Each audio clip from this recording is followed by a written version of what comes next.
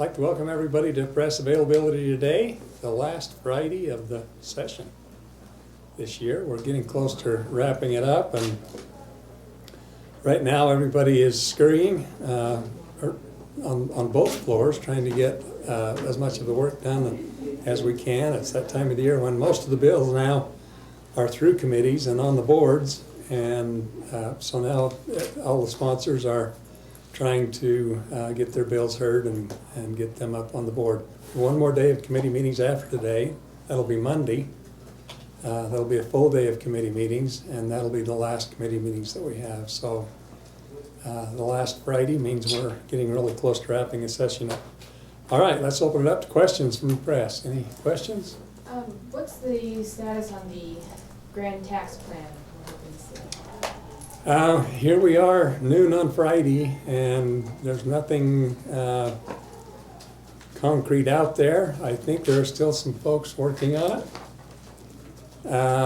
I think it's going to be really tough at this point to try to get something very complicated through. That would be a multi kind of a tax situation. So there may be something smaller. It may be one piece like the food tax that we've talked about. That may be something that we could still consider, but even that at this point in the session is going to be really tough to be able to get through. There's been a lot of discussions, a lot of ideas. That's going to help us in the interim if that's where this ends up, and we continue to have more discussions on what to do. But we know we do have to do something to fix the problem we have with our general fund. We're going to have to continue to work on this, so there will be more discussions. So if it's just limited to food tax, would we still see that overall sales tax lower? That bundled together? Possibly. You know, a lot of different ideas, but that might be one that you could at least explain to people and get enough support for to be able to do something like that. Probably be more difficult at this point to try to do a number of different kinds of taxes and ideas.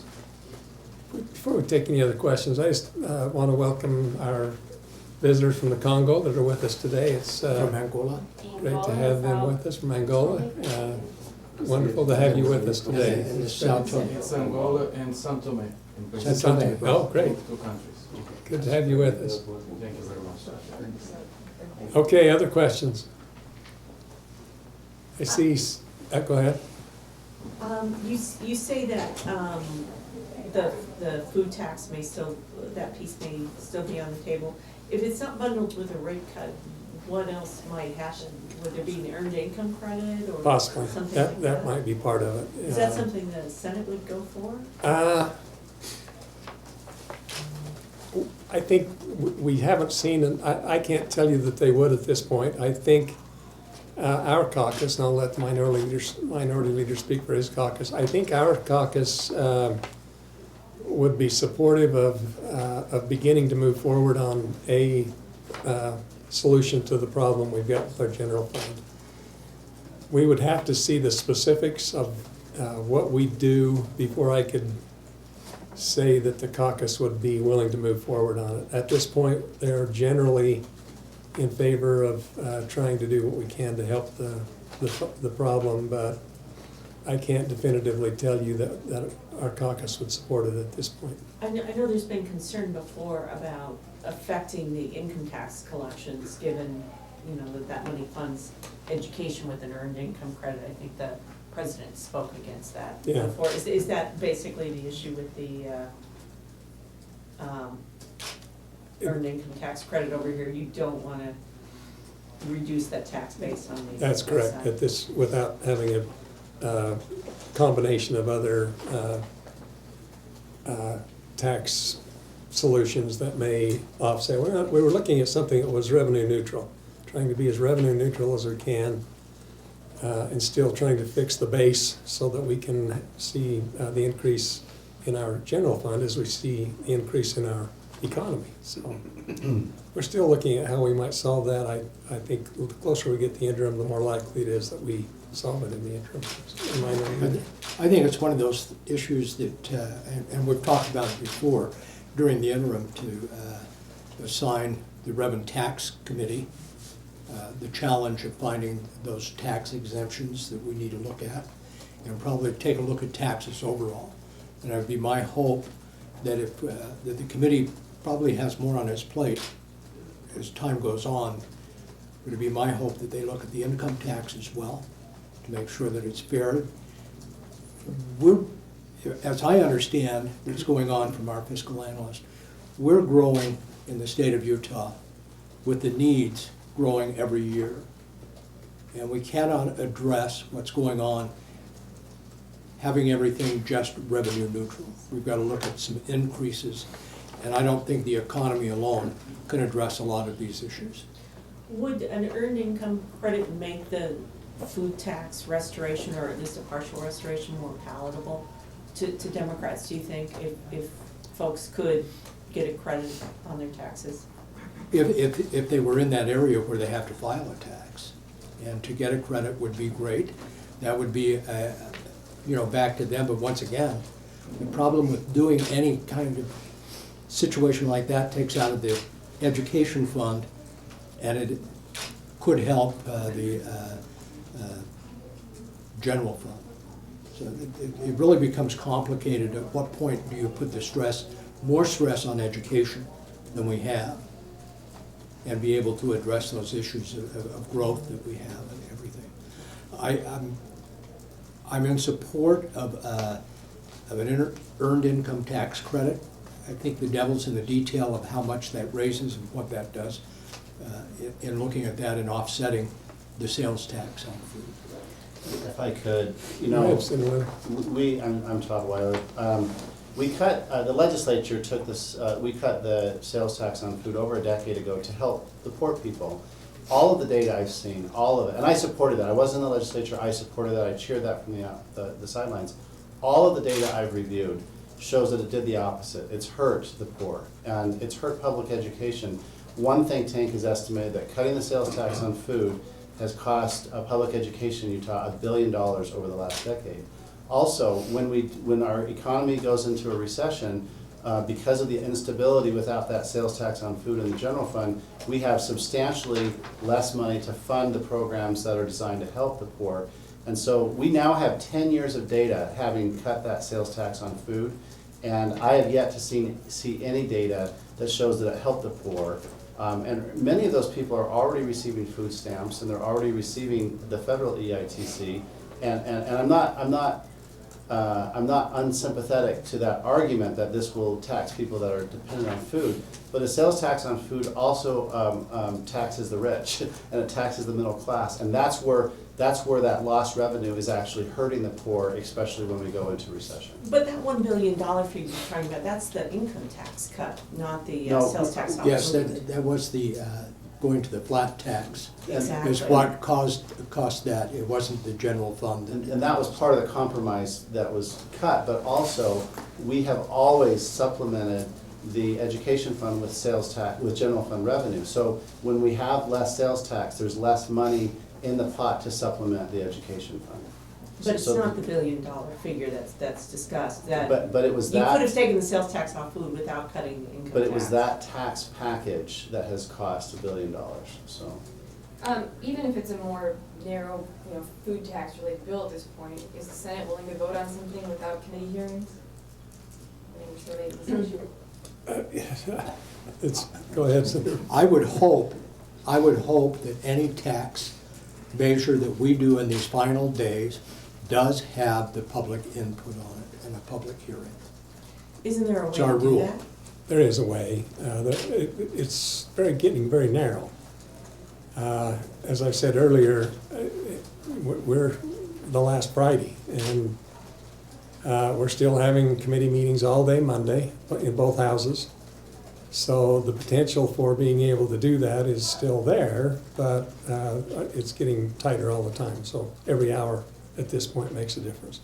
I wonder, With the 24-hour notice that we have for a committee hearing, to bring that up, you probably could bring that up with a special hearing. Yeah. Special committee towards the last day. But you're not ruling out 4 votes on a bill that didn't have a committee hearing at this point? We can, but it would be my hope that something this dramatic needs to have the 2 public hearings.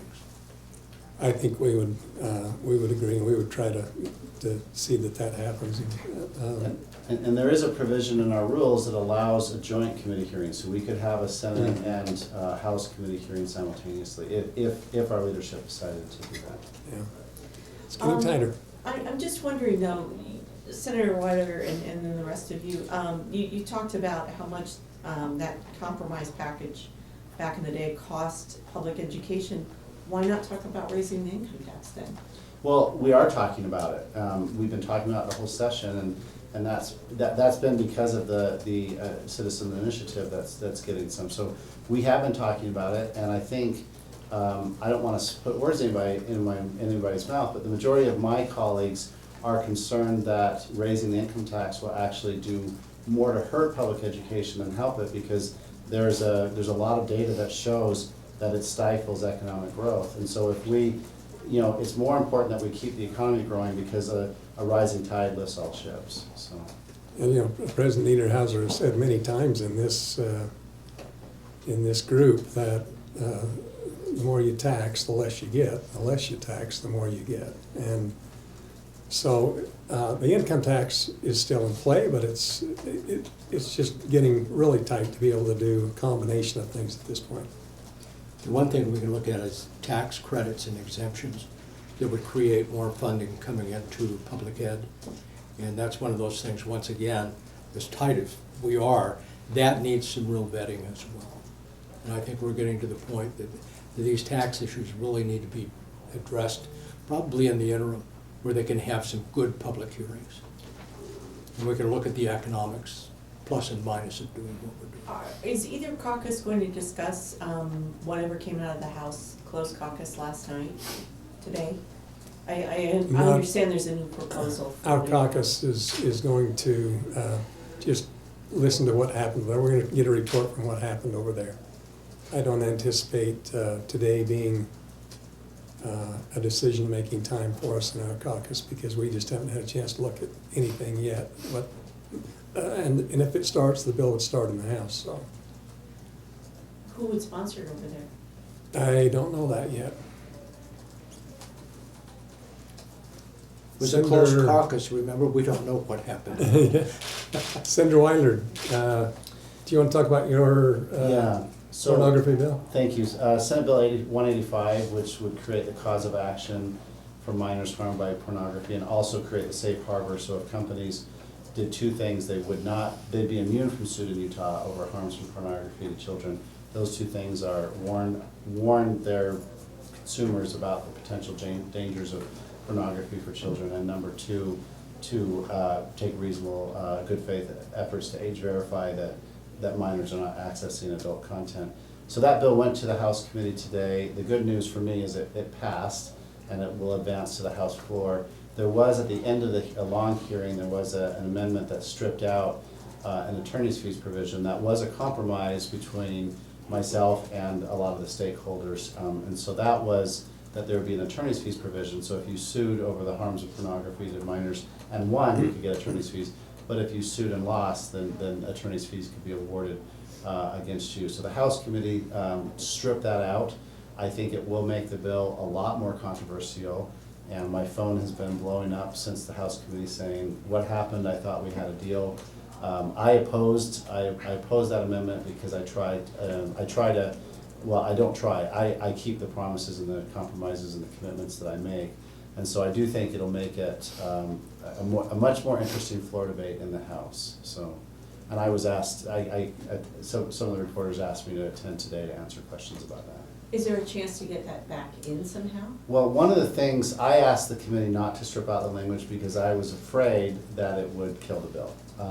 So one of the requests that I made, I said, if this committee is bent on doing that, which they were, I said, I would hope that if it looks like the bill is gonna fail because of this, that one of you would put it back in, and they did make that commitment. So hopefully, it's more important to me that we get the bill passed than to die on this hill, if you will, so. And Senator, you may have answered this morning, but as far as the stakeholders, have you heard anything from these websites that put this content out there? Have you talked to them, or they given you feedback? Nobody has come to me and said, I'm here representing X Hamster or Pornhub or any of those websites. I have had, I have had local lobbyists say, I'm here from this media coalition, I'm here. I've been surprised, probably 10 different lobbyists have approached me about this bill, asking for exemptions or minor tweaks. And I've really tried to work with them for two reasons. Number one, I'm not trying to do a gotcha. I mean, search engines like Google and others, they're designed to help people find what they're looking for. So I don't know that we want to penalize them if the person's looking for adult content. And also ISPs, internet service providers, their job is to deliver the internet to their customer. They don't really monitor the content. And many of them, if the data is encrypted, they don't even know what they're passing through. So those are some of the technological companies that I have exempted out of the bill. This is a real bill, it's real law, but my favorite part of the bill is a safe harbor. I'm hoping if we get a few states to pass a bill, that it'll become business savvy for some of these adult websites to just start warning people and beefing up their age verification efforts. I think that's the real potential impact of this bill, rather than having a bunch of lawsuits that are filed in one. Now, we could have both, they're not mutually exclusive, but if the attorney's fees provision remains as it now is, the way the House stripped it out, I do think that will spur a lot more lawsuits because there's nothing to lose by trying. But the backlash to that is it may spur a lot of nuisance suits. A lot of people may file suits and say, well, just give me 10,000, I'll go away, and then we have these companies paying a lot of nuisance value. So that's the debate I think you'll hear next week on the House floor. As far as age verification, looking at the way liquor-based companies do it, Yes. is that because of federal law or just business standard practice? Well, and what I did, I was intentionally open to let them say how they were doing it, but there's a lot of tobacco and vaping websites that, they're now required to make sure their consumers are at least 18. So this is not, we're not reinventing the wheel on this. There's a lot of different programs out there. So this is not a vendor bill. I didn't say you have to age verify this way. But this is how it works right now. If somebody's using the statute to file a lawsuit, let's say a parent says, my kid was, addicted to porn or was harmed by porn. I spent $15,000 in counseling and rehab, and I'm now suing you. If the company comes forward under this bill and says, here's our good faith effort to age verify, and here's the warning we gave our consumers that pornography may be harmful to minor, then in my opinion, that lawsuit would be dismissed because the judge would say, this company is immune from porn. So that's how, from these porn lawsuits, so that's how the safe harbor is designed to work. And to me, that's the part of the bill that's often overlooked. When the Late Show made fun of this bill in January, they made a fake commercial from a law firm, advertising. It was kind of funny, it was kind of dirty, it was kind of funny. They missed the whole safe harbor aspect of it, so. Can we switch from porn to gas tax? No. There's no porn tax in my bill. There you go, there you go. There goes our general fund. The gas tax bill from Senator Van Tassel passed committee last night, but there's no fiscal note yet. And it's such a complicated formula, I don't think anyone really understands how it's gonna impact those of us that buy gasoline. Does leadership have some idea? Yes, we've talked about that, and it's going to be an interesting fiscal note because it's delayed. But Senator Adams, you've worked on that issue a lot. Yeah, the basic concept is, I think everyone knows that we've been taking general fund money and spending it on roads. And we could call that a rainy day, working rainy day fund, where we actually spend ongoing revenue for one-time projects, and when the economy goes bad, we pull that money back. But we do have a significant amount of general fund money going in. So what this would do is allow for the gas tax to increase, and it actually changes some of the formulas, but probably allows, as we saw, I think there was an anticipation that there would be some gas tax increases, or the gas would be higher. This actually just sets the rate where the gas prices are now and allows for those increases to happen. But if the gas tax increases, this gets split. Usually at 70% stays in the state, 30% goes to locals, the B&C road funds. Of the 70% the state keeps, half of that will be sent back to the general fund, reducing the amount of general fund money spent on transportation, and half of it will be kept, I'm sorry, of the state share? of the state share. Okay. So you could say half of the state share is probably the easiest way to message it, or, but it's actually a third of the tax, because a Right, third about goes to, 35%. third goes to locals. So to answer your original question, it won't affect gas prices immediately. But as gas prices start to increase, then this will allow the gas tax to increase a little bit with them. And the floor will start where we are now instead of where we were 2 years ago. So the We first, established the floor in a higher rack price, and what we're doing is bringing it down to reality, where the rack price is today. but, That's my understanding, is that Yes, correct? that's right. That's correct. okay. So the first potential increase would be January 1st if prices go up? And what are you budgeting for that at this point? We aren't. That's why the fiscal note, if there is a fiscal note on it, it's going to be interesting to see what is on it, because we don't know at this point. It may not raise at all this year. It may be another year before it raises. Sometime, gas prices we anticipate are going to start going back up. And this won't affect the price until they do, so we won't receive any income until they do. So it has a floor and a ceiling, but one of the challenges that's been really hard for most people to understand is gas prices used to be set per gallon. Forever they were 24.5 cents per gallon. I think now they're 29.5 cents per gallon, right about that.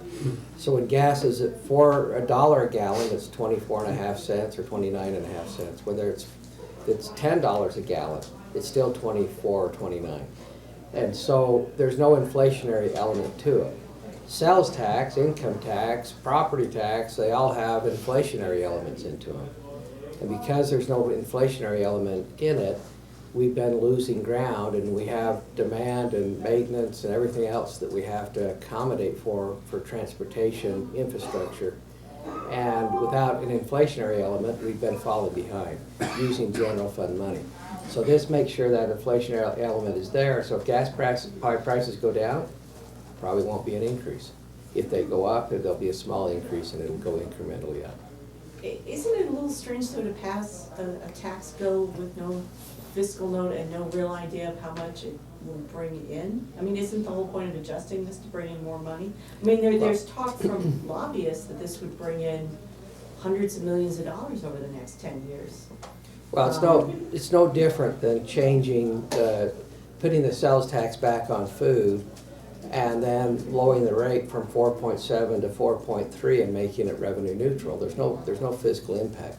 We're just changing the rates to make sure they absolutely equal the amount of the price of gas today. So there's no revenue unless there's an increase in price. But obviously, the projection is there would be an increase in price because you're not getting any revenue now. Why change it, right? And we will probably, my guess is the economists might project that, but right now they're not. So, I mean, our sales tax, they do project some revenue increase, I think 2 or 3%. And we'll have to see what the gas prices do, but they're probably a little harder to project. And there is a gap in the fiscal note process, because their fiscal note basically looks 2 years ahead. And so we don't know where the gas prices are gonna be 2 years ahead. But that works in the opposite direction. Like, I'm the floor sponsor of House Bill 239, the juvenile justice. We're expecting that'll save about $12 million. But the fiscal note is $3 million because it only captures the expenses. It doesn't capture the future savings. So our fiscal notes, we recognize, I mean, they're a good faith attempt to look at what would happen in the next 2 years, but they don't capture beyond that. And that's what I think you're seeing here. But then again, this is pretty specific. You're adjusting the formula, and if you didn't want more revenue, there'd be no reason to adjust the formula. You're not gonna get more revenue with the rack rate where it's at. Well, Yeah. we adjusted One second, the, we're also out of time, so this will be our last response right here. Okay, do we have viewers that have questions as well? No viewers with questions, so if you want to respond to this one, then we'll wrap up. Okay, go ahead, Senator. we adjusted the formula when the last, when we passed the last bill. We anticipated that gas prices would increase, they didn't, we got no additional revenue. So we can't predict that. just the bottom line, we can't predict it. I mean, we'd like to predict where gas prices are going. If one of you can do that for me, I want to talk to you because I want to buy some futures, okay? And I think that is the fact that we don't know which way they're going right now, so. And there may be a fiscal note, I don't know, I'm talking for Senator Van Tassel, whether it hasn't been prepared yet, I don't know. But if there isn't, I would guess that the fiscal impact isn't there because they don't know exactly what's happening. There might be though. Okay, we're gonna wrap this up. We've got to get to caucus. So again, we appreciate you being here. We'll talk to you Monday.